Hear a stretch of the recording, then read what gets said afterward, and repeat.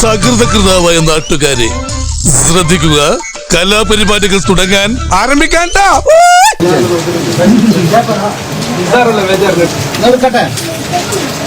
കുഞ്ഞാൻ പാണ്ടിക്കാട് അഥവാ പാണ്ടിക്കാട് കുഞ്ഞാൻ ഇന്ന് 1-ാം തീയതി ആയിട്ട് നല്ല ഐശ്വര്യമുള്ള ഒരു കൈനീട്ടം വന്ന് കയറണേ. വിഷയം പാണ്ടിക്കാട് കുഞ്ഞാൻ ആ ഒരു കൂപ്പൺ വെച്ചൊരു ലക്കി ഡ്രോ പരിപാടി നടത്തിയല്ലോ. ധൈര്യമായി കളത്തിലേക്ക് കാശ് വെക്കൂ. ഇവനൊന്ന് കറങ്ങിയാൽ നിങ്ങളുടെ ഭാഗ്യം തെളിഞ്ഞു. 14 സെന്റില് 2400 സ്ക്വയർ ഫീറ്റ് വീടാണിത്. ഇന്ന് ഈ TV ആക്കിയാലോ? ഇവനെ ഞാൻ 1-ാം സമ്മാനാക്കും. അപ്പൊ ഇനി മനസ്സ് വെച്ച് കഴിഞ്ഞാൽ കുറച്ച് ആൾക്കാര് ടിക്കറ്റ് എടുത്തു കഴിഞ്ഞാല് അബൂ ലക്കി സെന്ററിന്റെ പ്രത്യേക സമ്മാനങ്ങൾ. സുഹൃത്തുക്കളെ, 1-ാം സമ്മാനം TV, 2-ാം സമ്മാനം സൈക്കിൾ.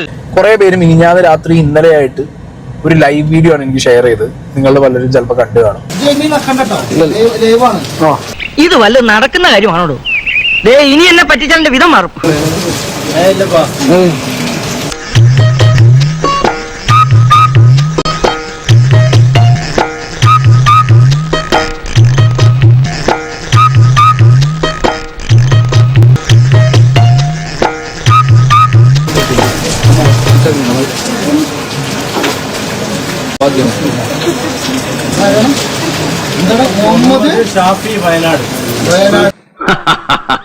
സമ്മതിച്ചിരിക്കുന്നു കോട്ടപ്പള്ളി. ഈ കാര്യത്തിൽ താത്വികാചാരനായ എന്നെ താൻ കടത്തി വെട്ടിയിരിക്കും.